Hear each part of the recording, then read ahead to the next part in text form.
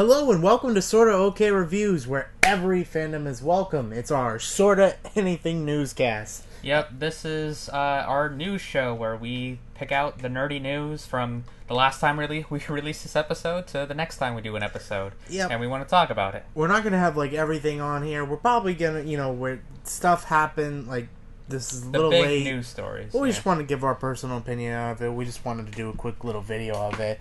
So the first topic, of course, probably everyone's getting tired of it, MoviePass. Yep. So MoviePass has actually gone, I think, almost a week now without changing their service. But the new thing is now is they've changed it to 3 movies a week. Or 3 movies a month, sorry. Yeah, so the biggest thing, I know critics have been they've been complaining about it. I don't like their business they've been just bitching about it so much, and okay, that's fine, but at the end of the day, is you were bitching about us. It's helped us so much. Yeah, I counted. I've seen 24 movies since last November when I got MoviePass. So over $240 because the movie ticket here is $11-12. So when critics complain about shady stuff like that, oh, shut up. Shut up.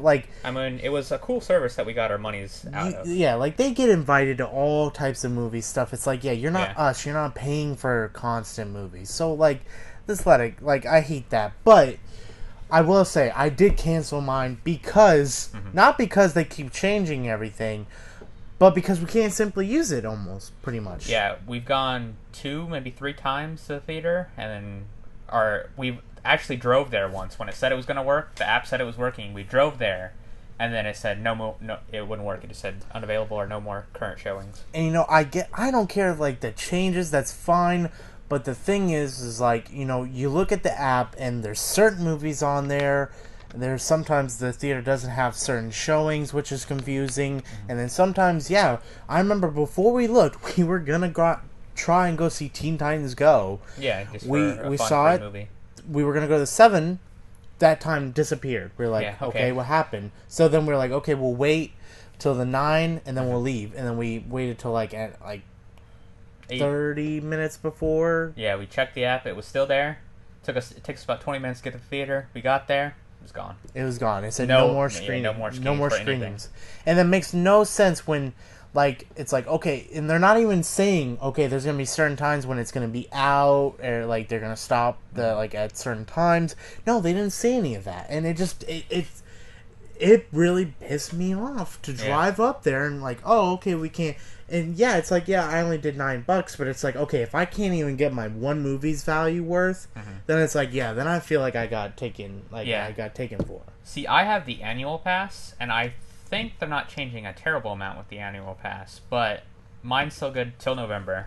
So, I mean, regardless, even if I cancel it now, it's still going to be good till November. So I want to see what happens in this, the next coming months with MoviePass before I decide if I'm going to cancel mine or not.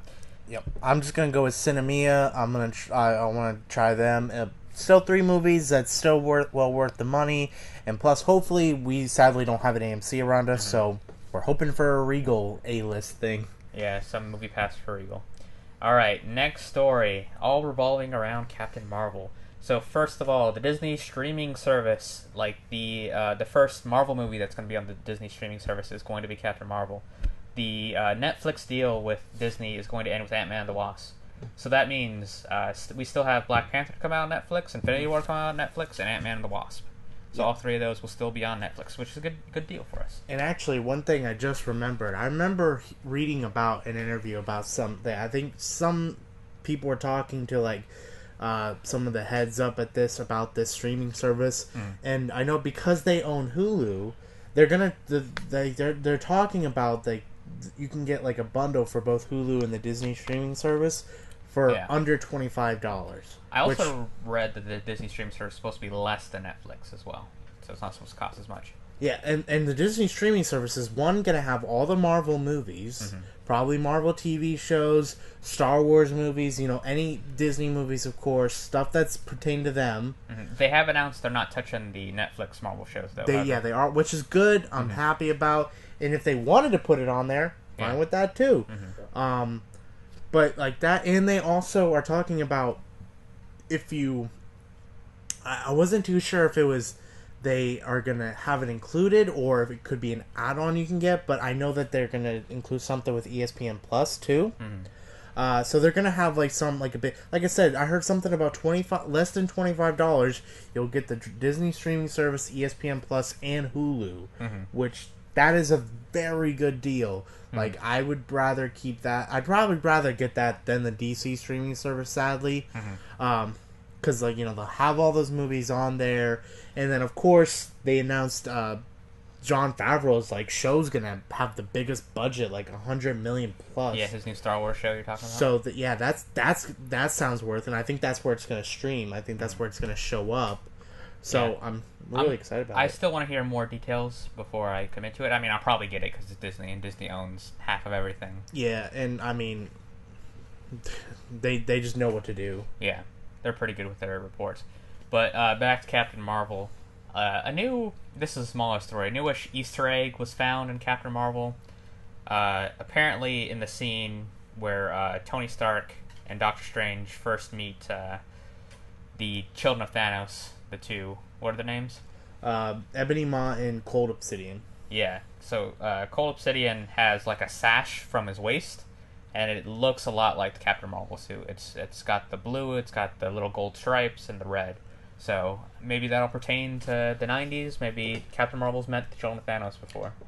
Yeah, I'm excited about Captain Marvel. I love Brie Larson. I'm excited to see this movie. I know a little bit about the character. Like she's one of the more well-known characters. One of the more powerful characters. One of the most powerful characters, yeah.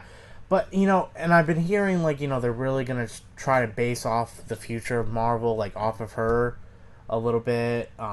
But, it's just, like, it's like all these, like, little Easter eggs about Captain Marvel. It's like, I kind of don't care. Like, I mean, just give me the movie. I'm more excited about the X-Men and all them coming in. But it's cool she's coming. But yeah, it's just like any little Easter egg. It's like, all right, well, just give me a trailer and then I'll be excited, Yep, and we also see young Samuel L. Jackson. There's pictures of that came out, so that is also going to be young Samuel L. Jackson's also going to be in the movie. And I just realized that I had the wrong thing here. I'm pretty sure Nick Fury and Colby Smulders are going to be in the next Spider-Man movie, not the next Captain Marvel movie. Yeah, but Samuel L. Jackson and Colby Smulders. Yeah, oh god, what's his name in the Avengers movie? Who? Oh, Nick Fury? No, not Nick Fury. Oh god, he was in the first Avengers, all the first Avengers movie. He Agent Coulson. Agent Coulson. Thank you. You don't watch Agent of Shield apparently. I know. The name was blocked for a second there, but Nick Fury and him are going to be like digitally de-aged in Captain Marvel. So and then now I guess they're going to be, like you said, they're going to be in Spider-Man. Yeah. That's I mean, it's cool.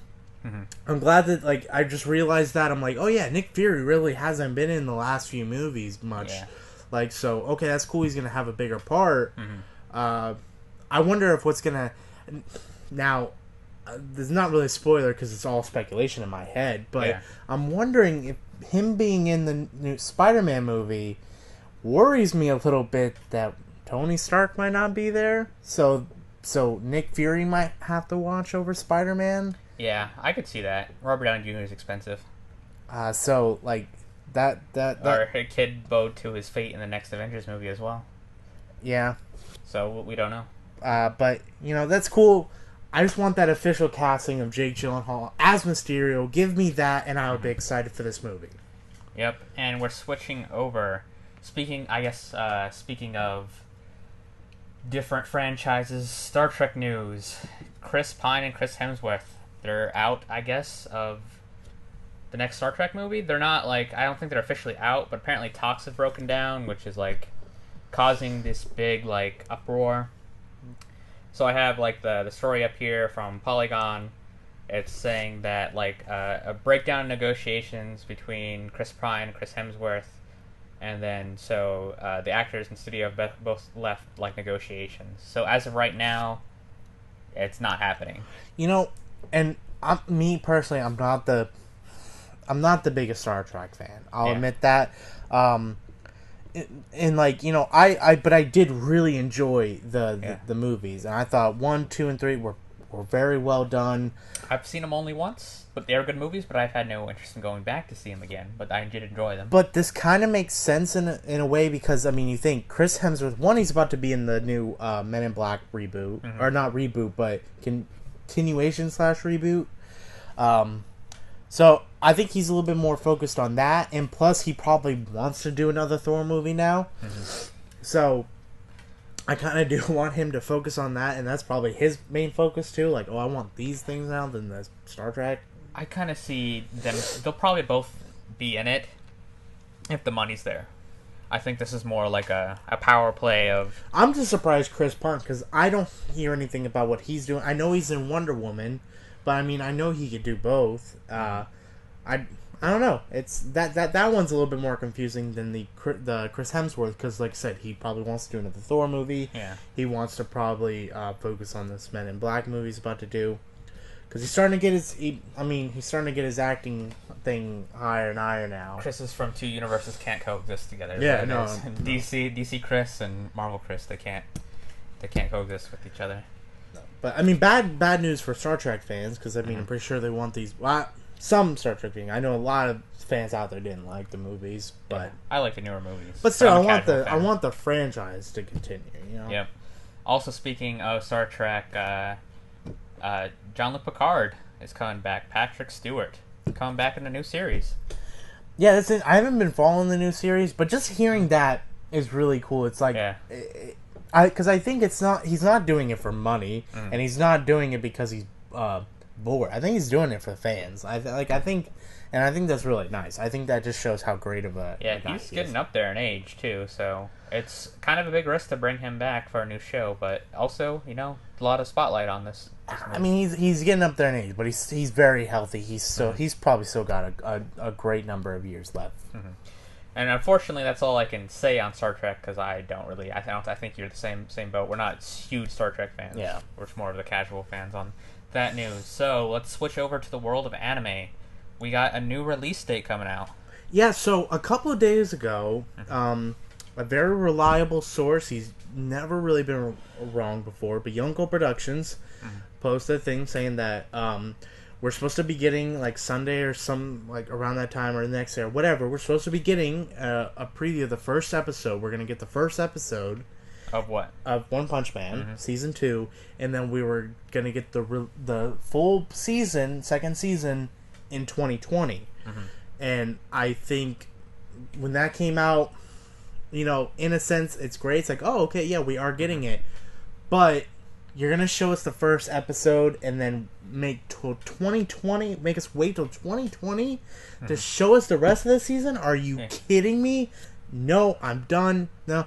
But then when the like today or yesterday, we got like a teaser poster that had, you know, Genos and Saitama, and I don't know who this new character, because I haven't read the manga because I've been waiting for the anime, because I really like the anime. And then they did like a voiceover trailer, and they're like, coming April 2019. So not that far away. Not that far away. Still pretty far away though. Like, considering I think it's been over at least over a year since season 1 ended. And I understand they had a studio change and stuff like that. And I mean, I am excited to see this first episode, because I'm like, okay, one of the reasons why One Punch Man was so great was because the anime quality was so high. It was just next level. Like, it was so good.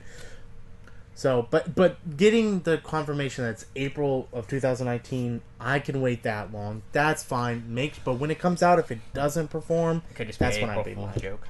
It could be. It's just well, April 4th, so that's at least good. And that's close to my birthday, so that'll be something to look forward to my birthday next year. But yeah. Okay, and last bit of news, we're just going to go over the box office numbers for this week. And number 1 is The Meg, which is impressive. I figured that probably would get it, because, I mean, even you and me were like, we saw that shark, we were like, that looks pretty good. Like, that's pretty cool, because, like, giant shark, it looks fun. Although Mission Impossible stands out to me as, like, still up there, number 2nd. Week 4 on Mission Impossible. It's still number 2 right now. followed by Disney's Christopher Robin at 12.4 million. While I haven't seen it, and I've seen people say it's a great movie, I do think that the reason why it underperformed, I don't think is because it's a bad movie and it didn't get too much like bad mouth or anything. I just think it's because of this kind of like MoviePass shakeup. I don't think it's that. I think it's because Pooh looks like, I think they all look weird in live action. That's kind of what turned me off to the movie, because I still don't really want to go see it. I've heard people say it was really cute, but see, you say you don't want to see it because I think a lot of people they said like, you know, MoviePass has like 3 million subscribers. Yeah, but they also said that it only a lot of people are canceling now. But I think they said it only accounted for like 5% of the box office numbers. Yeah, okay, yeah. Well, I take into account that. Plus, also, I do think we're towards the end of the summer. You know, people are getting their kids ready for school. Also, kids are going to college. They're moving. So, like, you have things are busy right now. Even for us, like we're about to really start up working. You know, heavy now. We don't really, and especially with MoviePass, we just really don't have that. Like, okay, well, we can't just go see it whenever. So I do think that these numbers would be a lot higher, and they'd be maybe a little different if things were still running that same way. But I do think that's why Christopher Robin is so low. The Meg's at 141 million worldwide, so but that's still really well, really good. Like, I think people did go want to see this movie. And then Slender Man's at 11.3 million. I have no interest in that one. I've heard people say it's crap, but you know it is that perfect. Like, I mean, if you're taking your girlfriend out or your girl you like or something, you want to go out with friends. Oh, hey, let's go see that. You know, a lot of people actually do know Slender Man. They know the game. They know, so that's going to drive some people in to go see it, even though it's not that great from what I've heard. Number 5 is Black Klansman, 10.7 million. I do want to go see this one. I do want to go see that one, and that's. I do think that would have done a lot better if it had better promotion. Because we found out about it late, and we didn't even know that it came out last Friday. I was with him. I was with our friend in Orlando, and he's like, "Yeah, you want to go? Like, might go see this?" And I'm like, "That doesn't come out till like 2 more months." A month away. Well, no, wait. I looked. I'm like, "Oh wow, this is out." So that actually, we will go see that like probably soon. And then just to round out the list, let's go through them quickly. Spy Who Dumped Me is number 6. Mamma Mia, Here We Go Again, number 7. Number 8, Equalizer 2. Number 9, Hotel Transylvania 3. And number 10, Ant-Man and the Wasp. So Ant-Man and the Wasp will barely just grab it on that top 10 spot. Yeah, I mean, Ant-Man and the Wasp, I think, I mean, it's hard to go because, you know, we went from Infinity War from that thing making so much money to Ant-Man. Now, but granted, it made about the same as the first one did. So. But yeah, and that's what it's supposed to do. But I do think that the movie did underperform a little bit. Nah, it was about, I think, what was expected of it. Maybe. But I think that's going to do it for our new show this week. Yep, that's going to do it for us. We hope you enjoyed it. We're going to try and keep doing these. Hopefully we'll get better with more news, stuff like that. Depends on what big news comes out. Yep. But that's going to do it for us. We hope you enjoyed this video. And as always, you can hit that sub button right there, and another video review will be right here. Thank you very much, and of course, have a good day.